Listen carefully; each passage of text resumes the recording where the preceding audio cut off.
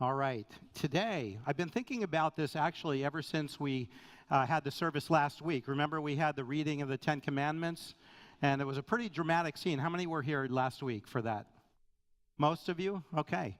So, it's just when originally God shared the Ten Commandments, actually all Israel heard it at Mount Sinai. They heard the Ten Commandments, and then at the end of the 10, the people came to Moshe and they were so terrified that they said to him, we can't hear anymore. You go and talk to God. He'll tell you whatever else he instructs us, just bring it back to us. We'll agree to it. That's fine, but we can't listen to the Lord anymore. Otherwise, we're going to die. That's how dramatic it was. And so actually, we ended on verse 17 in chapter 20 of Exodus last week. And right after that, God explains why the dramatic scene. And the reason that he gave was so that the fear of him would remain in us and that we would never forget what happened. And so hopefully at least you remember from last week what happened, right? You know, you can feel that. We're going to have a little reminder here today. But I was thinking about that, I was thinking about this message today as we were doing that last week because there is a tie-in. We're going to be looking at 1 Kings chapter 19 in particular, verse 12. And this is titled, The Sound of Silence. I think that's a Simon and Garfunkel tune, isn't it? Okay, right. I'm just trying to remember why I put that in there. But it's subtitled in larger fonts, Elijah's Key to Jewish Restoration. It's kind of an interesting tie-in there, but we'll see. We'll see how that works. So let's read this passage first. 1 Kings 19:11. The word of the Lord came to Elijah, and he said to him, "What are you doing here, Elijah?" He said, "I have been very zealous for the Lord, the God of hosts, for the sons of Israel have forsaken your covenant." I have that in blue print because that's really important. They've forsaken your covenant, torn down your altars, and killed your prophets with the sword. I alone am left, and they seek my life to take it away. So he said, "Go and stand before the Lord on the mountain." And behold, the Lord was passing by, and a great strong wind was rending the mountain. It was tearing apart the mountain and breaking in pieces the rocks before the Lord. But Adonai was not in the wind. And after the wind, an earthquake. But Adonai was not in the earthquake. After the earthquake, a fire, but the Lord was not in the fire. And after the fire, a still small voice. Now, I kept a still small voice because that's the phrase that everybody's familiar with, right? That's actually, it's different in different English translations. The King James and the New King James use that phrase, a still small voice. I like a little bit different translation there, and perhaps even a little bit more literal, a gentle whispering voice. And again, Elijah's key to Jewish restoration. What does that mean? It's kind of interesting. I've read many, many commentaries on this, and commentaries will put you to sleep. It's putting Frank to sleep. In fact, just talking about the commentaries. But I mean, I probably dozens and dozens of commentaries I've read on this passage, and I got to thinking about this week. All of the passages, they all have different ideas. It's a very complex story, actually, and so there are many different messages that we could get from this. And even some different ideas about what does that mean? What does it mean that Elijah heard a gentle whispering voice? But none of the commentaries addressed what did he actually hear? What were actually the words that he heard? Can we tell from the text? Because the text really doesn't tell us. It doesn't overtly tell us what was actually said in that voice. But we just might be able to get some clues from the text as we go on. So we'll look out for that as we go along.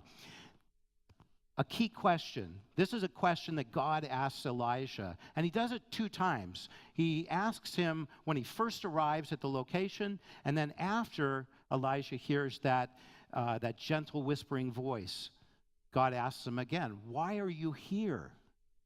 Now, if God asks it once, it's probably pretty important. If he asks it twice, it's probably really important, right? I mean, why are you here? So that's one of the questions that we'll look at as we go along. Here are some other questions that we can ask from this text, though. Where is here? And if you know already, okay, we'll get to that. Why did Elijah go there? And we have to know a little bit about the story and the background and the context in order to have an idea why he went there. What is the meaning of that gentle whispering voice? And by the way, I learned about how to use acronyms from Doug, so we're going to be actually referring to this as GWV, okay? Plus, I needed a little extra space in some of the PowerPoints, so it came in handy. So what is the meaning of the gentle whispering voice? Number 5, what effect would this event have on Eliyahu's ministry? Eliyahu being the Hebrew pronunciation of Elijah. What makes the GWV the key to Jewish restoration? All good questions, and hopefully we'll answer them all as we go along. What does it mean for us personally? And is this Elijah or Elisha? Right? How many of you get confused with the 2 names? Elisha and Elijah. And how can we tell the difference? So we're going to start there. I'm glad you asked. First of all, Eliyahu, Elijah, he's the one we're going to be talking about today. Okay, and in 2 Kings 1:8, it describes him as having a lot of hair. He's actually kind of described the way Yochanan the Immerser is described, John the Baptizer, right? He's hairy. He's wearing this leather belt, and I mean anyway, we all have our ideas about how he looks. Elisha is a little bit different. He's actually, instead of having a lot of hair, he's bald. And as a matter of fact, in 2 Kings 2:23, there were a number of youth who made fun of him, and they found out you don't make fun of Elisha. It's God really who comes to his rescue there. So you don't mess with Elisha. You don't mess with Eliyahu either. So, just to, as I said, we all kind of picture them in our own minds the way we want to. But imagine you are the casting director for the part of Elijah and Elisha. You need to cast somebody for that part. So, now this would be Elisha, right? The one who's bald, right? So Captain Picard, right? What is his real name? You got to help me out with the names here. Patrick Stewart. Okay, thank you. So that's a pretty good one, right? And he's got a friendly look about him too. And one of the things that distinguishes the two, Elisha, who was mentored by Eliyahu, he actually had a more pleasant disposition. He got along with the governments a little bit better as well, even though he had some harsh words for them. So not a bad choice. However, Elisha is not somebody that you want to mess with. So there are some other people who are bald. So The Rock, Samuel L. Jackson, and Vin Diesel, right? Okay. So maybe one of those as well. Any votes? Any one of those, you don't mess with any of those. They could each play the part of Elisha, okay, the one without the hair. Okay. So what about Elijah? How would we picture him? Elijah Wood? I mean, he's got the name. He doesn't necessarily have the look, so I don't think we would cast him. Now, now this is actually Jerry Seinfeld in 1982 playing the part of Elijah coming to a Passover Seder on Saturday Night Live. Okay? And, he comes in, he complains about the Manischewitz, he complains about how slow they're going in the Seder, he had to wait outside for too long, before they came looking for him, and then it goes downhill from there. The humor, just goes downhill, as it often does in Saturday Night Live, So, Now, some people, they like to picture Elijah, as a kind of a crazed look, So here we have the professor from Back to the Future. There's another choice. Gandalf, right? Some of us kind of picture Elijah more like this. He's got to have a lot of hair. That's the important thing there. So we're just having a little fun picturing these prophets in our mind. Elijah, though, we'll just keep that picture up for a couple of slides. Elijah, there were many dramatic miracles that the Lord did through him. And these are just some of them here. Raising a boy from the dead, multiplying food and making it last, praying for a long drought.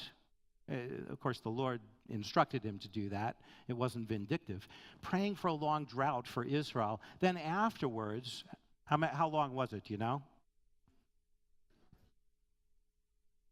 We'll see it later, but it was 3.5 years. So afterwards, praying for the rains to be restored. Angelic visitations. Anybody remember those in the stories? Okay. Outrunning a chariot, the chariot of King Ahab or Ahav. Parting the waters of the Jordan and walking on dry ground. It wasn't just Moshe who parted the Red Sea or Joshua who parted it when Israel first came into the land. Elijah as well. Elisha as well after that, but tremendous miracles. God, he displayed his power through this prophet, taking on 850 false prophets miraculously. And that's actually going to be the focus of the beginning of our story here, and what kind of leads him to that place where he hears that voice, that gentle whispering voice. In the Brit Hadashah, Eliyahu Hatzadik, Eliyahu the righteous. This is how James, who is actually named Yaakov, right? We know that. The effective prayer of a righteous man. Elijah is used in this example. The effective prayer of a righteous man, a tzaddik, can accomplish much. Elijah was a man with passions like ours, and he prayed earnestly that it would not rain. And it did not rain on the earth for 3 years and 6 months. Then he prayed again, and the sky poured rain, and the earth produced crops. This is Eliyahu. So, more to the background to this story. First of all, just to establish the location, the gentle whispering voice that Eliyahu heard, this took place at Mount Horeb, should be a guttural in there, Horeb, which is also, what's the name of Mount Horeb?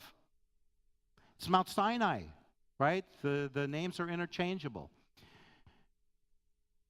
At this time, though, this is hundreds of years after, many hundreds of years after that time when all of Israel gathered with Moshe at Mount Sinai. Now, the kingdom is splitting too. Right? This happened after David, after Solomon. At the end of Solomon's reign, the kingdom splits in two. You have the kingdom of Judah in the south of Israel. You have Israel, what's just referred to as Israel, the remaining tribes in the north. Which of those halves, I should say, Judah or Israel in the north, which was the more troublesome to the Lord? It was what? It was the north. By far. All you have to do is look at the kings. There were many good kings that came about in the kingdom of Judah. They each had their own kings once they split. But in the northern part, rarely did you have a good king. And there was tremendous rebellion, and you can understand why. They were completely separated from Jerusalem, completely separated from the temple there. They established their own temples, and they were heavily into idolatry as well. And that's what was happening here, especially with Baal and Asherah. Those were the main false gods that they were dealing with in the time of Elisha. And during the time of Elisha, he was ministering mostly during the kingdom of Ahab or Chav, one of the most wicked of the kings of the north. At the same time, during most of that reign, we have Jehoshaphat, King Jehoshaphat in Judah, who was a good king. But God didn't send Elijah to the good king. He was ministering pretty much exclusively in the north, where all of the trouble was. So, 1 Kings 16:30 gives us a little background here. Ahab, or Achav, King Achav, the son of Omri, did evil in the sight of the Lord more than all who went before him. It came about, he married Jezebel. Jezebel, the daughter of Etbaal, king of Sidonians, and went to worship Baal and prostrated himself to it. So he erected an altar for Baal in the house of Baal, which he built in Samaria, one of their capitals there in the north, Samaria. Achav also made the Asherah. And you notice in the text, it usually doesn't even say King Achav. It doesn't give him that respect. It's just Achav. It would be like saying, Obama, Trump, we just, instead of saying President Obama, President Trump, which would be a little bit more respectful.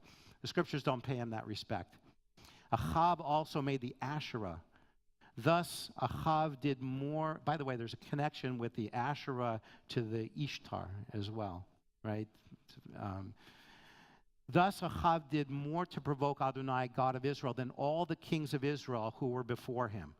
This is the king that Eliyahu has to deal with during his ministry, as well as Jezebel. And actually, Achav, as evil as he was very weak.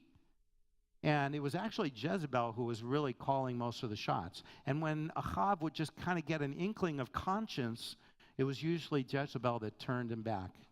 It was a very dysfunctional relationship there. Jezebel, she killed the prophets of Adonai, many of them. Eliyahu meets with Achav. He's told by God to meet him. And in 1 Kings 17:1, now Elijah, Eliyahu the Tishbite, who was of the settlers of Gilead, said to Achav, "As the Lord, the God of Israel lives, before whom I stand, surely there shall be neither dew nor rains for these years, except by my word." In other words, there's going to be a drought, and you're not going to have any relief from it. There's not going to be rain again until I come to you and tell you the rains are going to start again. Now that was important because one of the things that they would have done, Baal was known for providing rain. So you can imagine during that whole 3.5 years, they were praying to Baal, to send rain. But he's saying, no, it's not going to be until I come with a word from the Lord that those rains are going to start up again. Many miracles.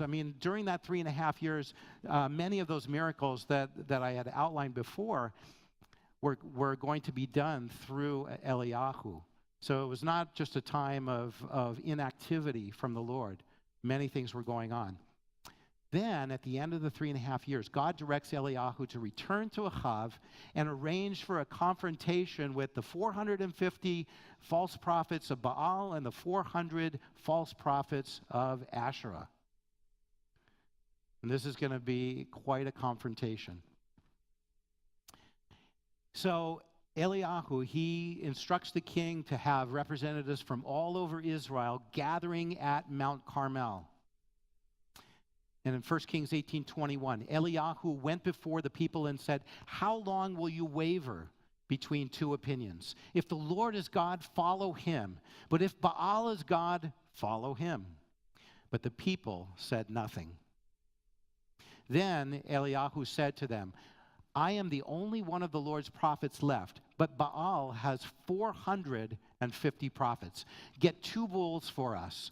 Let them choose one for themselves, and let them cut it into pieces and put it on the wood, but not set fire to it. And I will prepare the other bull and put it on the wood, but not set fire to it. Then you call on the name of your God, and I will call on the name of the Lord. The God who answers by fire, he is God." Then all the people said, "What you say is good." This sets up the confrontation here. So, they do as Eliyahu has instructed. They have 2 altars now. Actually, Eliyahu hasn't quite set up his yet. But the false prophets have set up theirs. And Eliyahu's saying, "Call out to your God and see if he'll provide the fire for your sacrifice." And so all of the prophets, they're praying to the Baal, the Asherah, and they're dancing around. Not like we dance. Ours is good.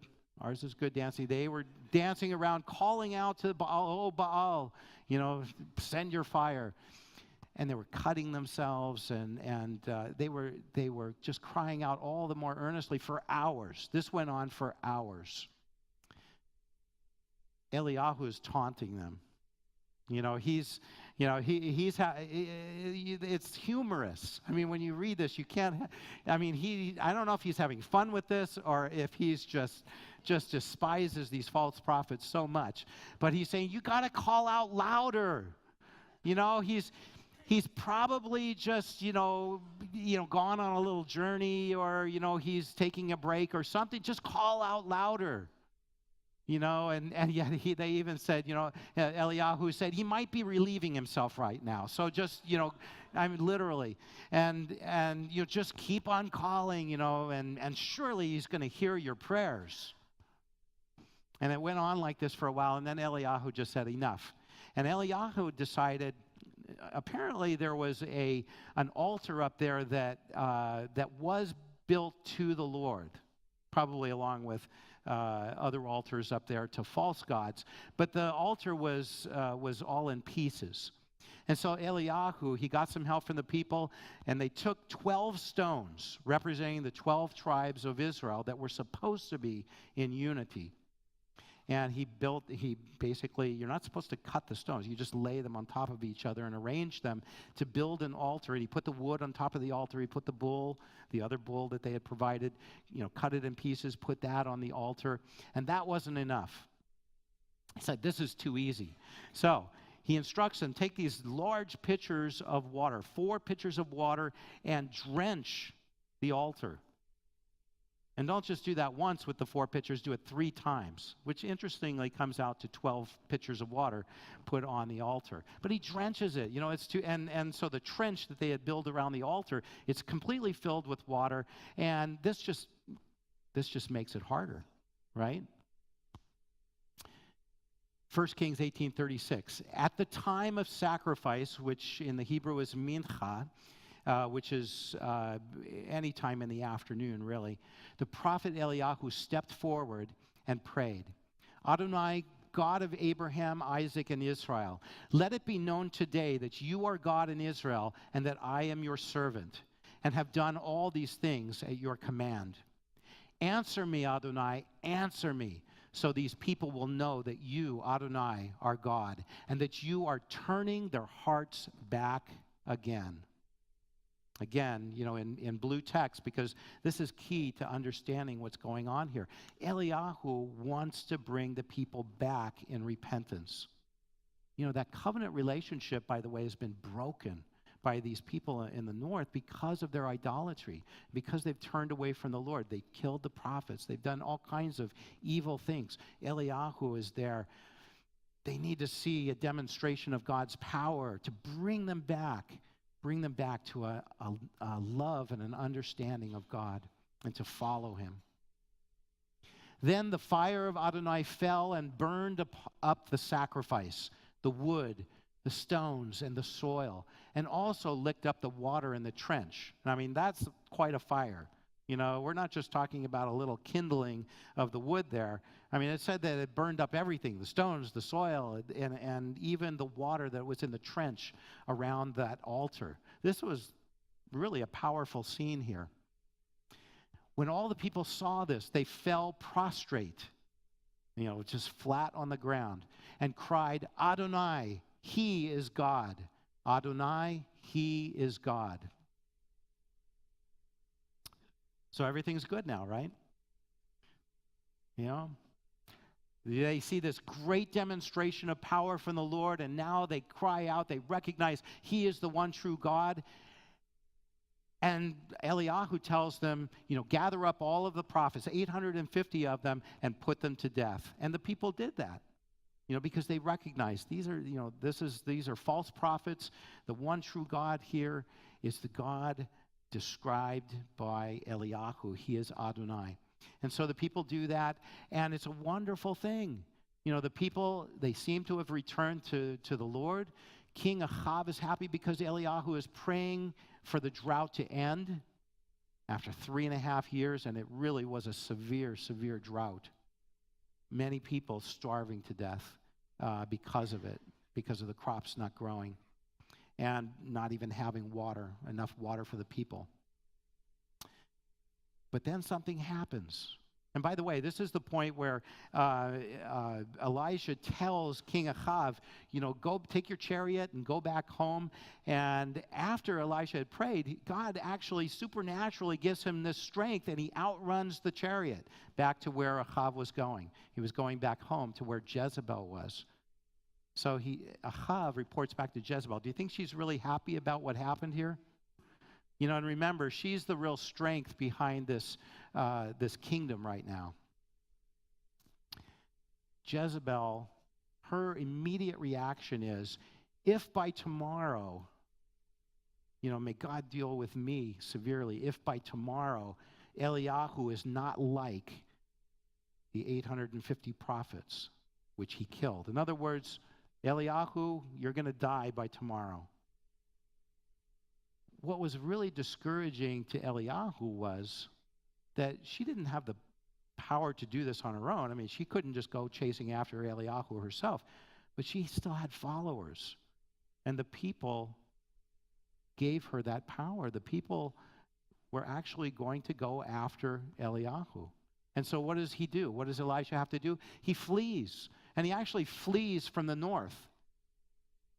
He goes down to the south. He flees to Beersheba. Beersheba is actually in the southern portion of Judah.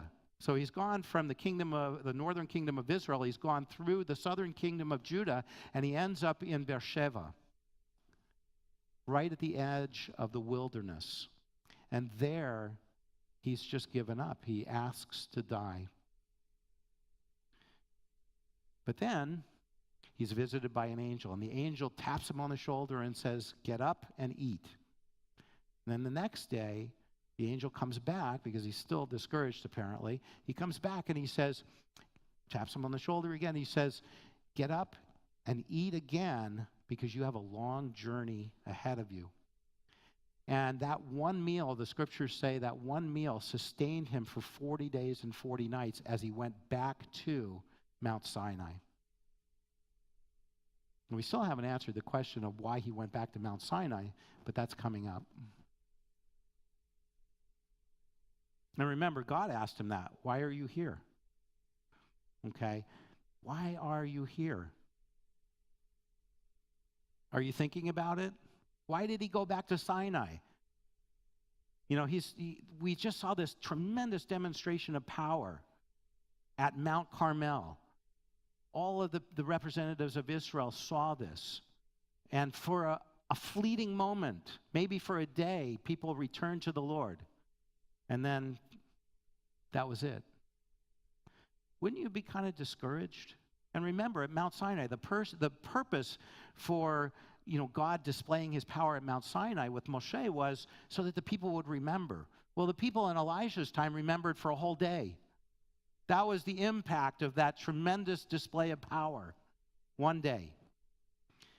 And so one of the reasons that it seems that he's going back to Mount Sinai, there's an old song, worship song, more power, more glory, right? I mean, Elisha's thinking, I better go back to the source. I better go back to where God really displayed his power, and I got to get more of that. Apparently it wasn't enough. It wasn't good enough. I don't know how it could get any better, really. But, but part of the reason why he's going back there, God is asking him, why did you come here? And it almost seems like it's a silly question because, when you first read the text, it seems like the angel is actually directing him back there. But I think a closer reading, and you see that Eliyahu really had the intention of going back there. The angel was there to strengthen him for the journey. Little depiction here of what was happening on Mount Carmel. And if we can read the text there, in 1 Kings 18:37, we already read this before, but answer me, Adonai. This is the prayer of Eliyahu. Answer me so these people will know that you, Adonai, are God, and that you are turning their hearts back again. That was the heart of Eliyahu. He wanted the people to turn back to the Lord. So God is going to arrange for this tremendous demonstration of power. If there's anything that we learn from the scriptures, that when God does a miracle, it can be very encouraging to us. It can be very encouraging to the people in the scriptures, but that alone never lasts. There has to be something more. But he's praying, turn their hearts back. One more picture here. Another depiction of this miracle where God provides the fire on the altar. And in verse 39, when all the people saw this, they fell prostrate and cried, Adonai, he is God. Adonai, he is God. So it seemed to have its intended effect, but it didn't last. More power, more glory. Nothing compares to Mount Sinai. You can kind of see 3 million people gathered around Mount Sinai. And just to remind us of last week, we need volume.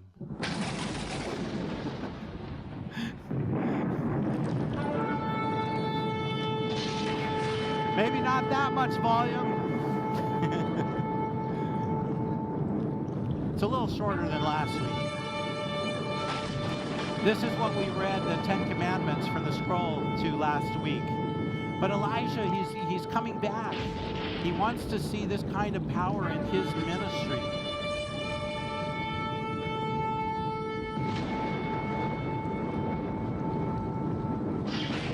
It's tremendous. There was another reason, though. He is going back to Mount Sinai. He's going to that scene where, the God in just very dramatic, in a very dramatic way, shared the Ten Commandments. But there was something else that happened on Mount Sinai too, and something else that relates more to the ministry of Elijah. Something else very, very significant.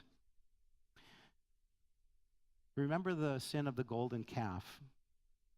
That happened 40 days, just within 40 days of them receiving the Ten Commandments. That's how long that impacted their lives, right? Because part of the instruction was, don't make any graven images before me. That's exactly what they did. Now, they said, well, the golden calf represents Adonai, so that makes it okay. Well, the instruction was, don't make any graven images. Well, that's exactly what they did. Within 40 days, they give up on Moshe because he's up in the mountain too long. They don't think he's coming back now. God probably consumed him up there. And so they tell Aaron, we got to build a golden calf. That act of disobedience, that act of idolatry broke the covenant relationship within 40 days. And that's the way it's described for several chapters after that. And during that time, Moshe he's interceding on behalf of the people. Please take your people back. Please dwell in the midst of the people. Please, as we go up into the land of Canaan, into the promised land, please go up in the midst of your people. And Moshe is praying and interceding on behalf of the people, and he's only having partial success.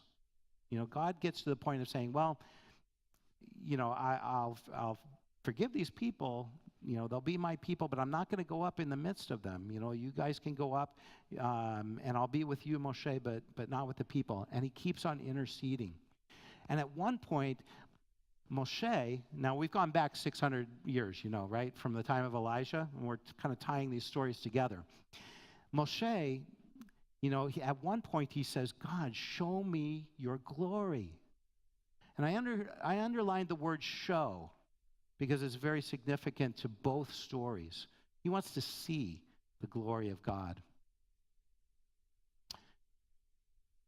Exodus 33:18. And he, Moshe, said, please show me your glory. And he answered, I will make all my goodness pass before you, and I will proclaim before you the name of Adonai. And he said, you cannot see my face, for man may not see me and live. And Adonai said, stand upon the rock. As my glory passes by, I will cover you with my hand until I have passed by. Then I will take my hand away, and you will see my back. Virayita et achorai. It's an interesting phrase there. Most translations, you'll see my back. It really means I like the term afterglow.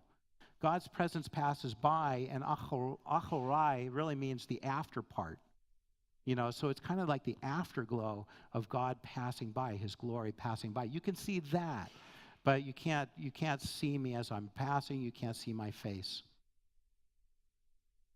Exodus 34:4. So Moshe, he carved out 2 tablets of stone, because remember, he had broken the first set. And that was representative of the covenant relationship being broken. We broke it. God didn't break it. He carved out 2 tablets at God's instructions, like the first. And early in the morning, he went up on Mount Sinai as Adonai had commanded him, taking in his hand the 2 stone tablets. And Adonai came down in a cloud and stood with him there and proclaimed the name of Adonai. And this is very, very significant. As a matter of fact, in Jewish prayer today, this is one of the passages that is the most quoted in the prayers. And Adonai passed before him and proclaimed, Adonai, Adonai, a God compassionate and gracious, slow to anger, abounding in loving kindness and truth. That's a very significant phrase there, by the way, chesed ve'emet. Abounding in loving kindness and truth, because we're going to see that phrase actually throughout the scriptures, and especially in regards to returning to the Lord. But the key here is that it wasn't what Moshe saw, it was what he heard. And why the word Shema, Shema Yisrael, is so important in Jewish prayer and in Jewish understanding, in Jewish faith and walking with the Lord. To hear and to obey. Shema. Listen, right? How many of your parents said, listen to me? You're not listening. And that's after, they've given you instruction, told you to do something. And of course you hear it, right? You hear it physically. Now, I used to, think that my parents did that all the time. They say, you're not listening to us. I'm 5 years old, and I'm thinking, of course I'm listening to you. I heard every word you said. I'm just decided not to do it, right? That's what a 5-year-old does, right? So, but it's that same understanding of the word. If you're listening, really listening, you're doing it. That's the expectation, and that's the expectation by God. If you're listening to him, Shema Yisrael, if you're listening, you'll actually do what God says. If you're not listening, you're closing your ears. You might hear the words, but you're not following through. You're not doing what God said. So, again, this wasn't about what Moshe saw as God's glory pass. It was about what he heard and what he learned about God's character. And these are referred to, this passage here, the message that God gives to him, it's referred to as the 13 attributes of God. It's a very, very well-known passage here. It's not so easy to figure out how you get the 13, but that's what is referred to as the 13 attributes of God. But it was Moshe learning about the character of God, his desire to be compassionate and gracious, his desire to be slow to anger and to abound in love for us and to communicate his truth to us. That's God's heart. That's his love for us. And as soon as this was shared with Moshe, all of a sudden, the covenant relationship was restored. His prayers were effective because he understood. He understood God's character. So it was all about repairing that covenant relationship that we broke. That's exactly what Eliyahu wants to do, as we've seen in the passages so far. He wants to repair that covenant relationship that Israel had broken with God. So Eliyahu, when he comes back, this is hundreds of years later. Hundreds of years have gone by from the time of Moshe to Eliyahu. God tells him to come to this same spot, stand in this same spot that Moshe did in 1 Kings 19:19.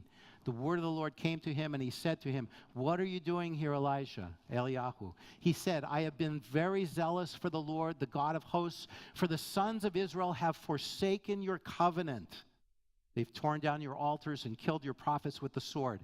And I alone am left, and they seek my life to take it away." And he said, "Go forth, stand on the mountain before the Lord." And behold, the Lord was passing by. It sounds like the exact same thing, doesn't it? kind of the same exact scene that we saw with Moshe hundreds of years earlier. So the Lord passes by. Verse 11, in verse 11, we see that description. We read that description. There was this hurricane-like destructive wind that was just tearing up the mountainside and loosening boulders from the mountain. There was an earthquake. There was fire. And the Lord was not in any of these. In other words, God was giving him this display of power. But the Lord wasn't in the display of power. But after that fire came the gentle, whispering voice. So again, it wasn't what Eliyahu saw, it was what he heard. Now, the scriptures don't tell us explicitly what he heard, but isn't it just possible that he may have heard those same words that Moshe had heard? Adonai, Adonai, a God compassionate and gracious, slow to anger, erech hapayim, abounding in loving kindness and truth, chesed ve'emet.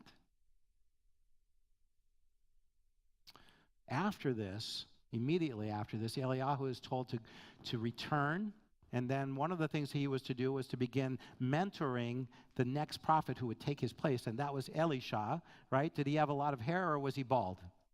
He was the bald one, right? Okay. Captain Picard, yes. He was also encouraged with the fact that 7,000 are left in the northern tribe of Israel who have not bowed their knees to the Baal. The interesting thing, as you read on in the account, we actually see that King Ahav, the worst of the kings, he actually receives a message of, well, not so good news. He hears about his end, the end of Jezebel. Eliyahu is predicting this for King Ahav.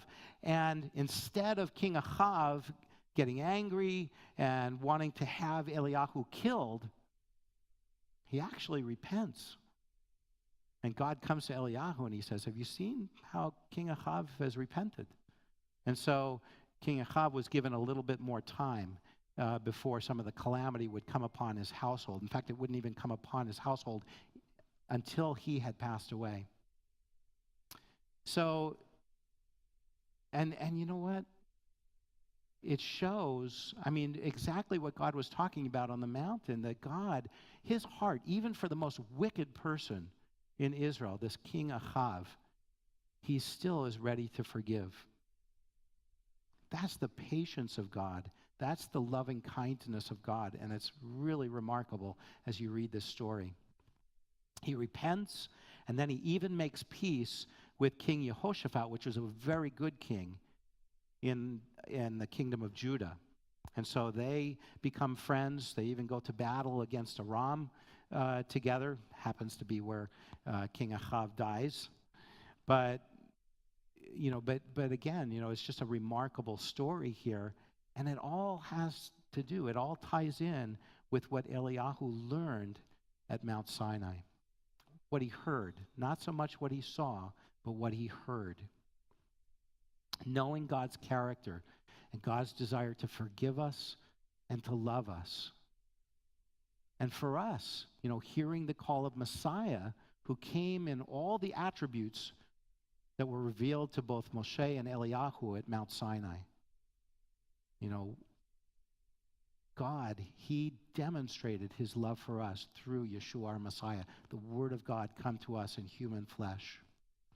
John 1:14. This is the language that kind of ties us together with Yeshua as well. In John 1:14, the Gospel of John, it says that we beheld his glory, his kavod. Well, that's exactly what Moshe was asking for. Show me your glory. And so we beheld his glory in the person of Yeshua.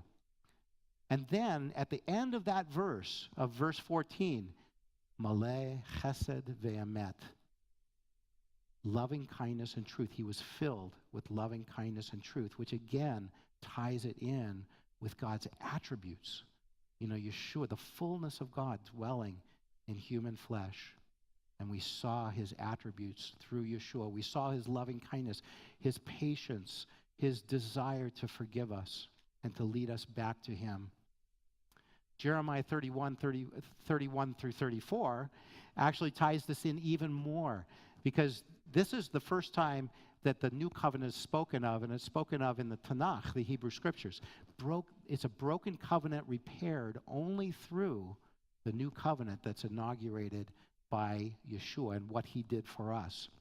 And that passage in verse 34 ends with, I will forgive their iniquity, and their sin I will remember no more. That's the only way that the covenant relationship can ever be restored permanently. And so that was an eternal work that Yeshua did for us, and it was an eternal repair, which as a Jewish people we haven't taken advantage of yet, full advantage of yet. In John 3:17, God sent not his Son into the world to condemn the world, but that the world through him might be saved. That's God's heart. That's his long suffering. That's his desire to forgive us. That's his love for us.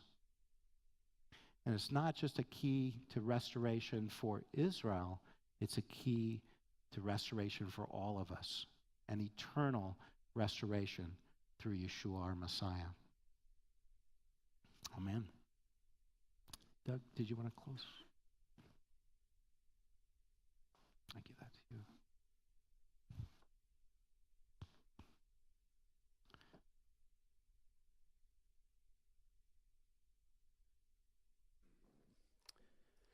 Let's pray.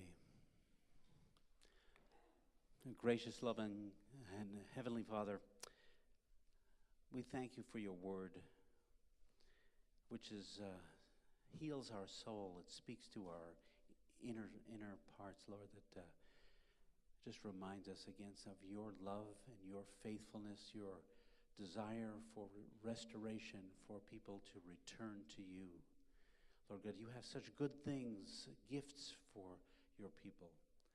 But Lord, if you're not willing to receive those gifts, then what a shame that is.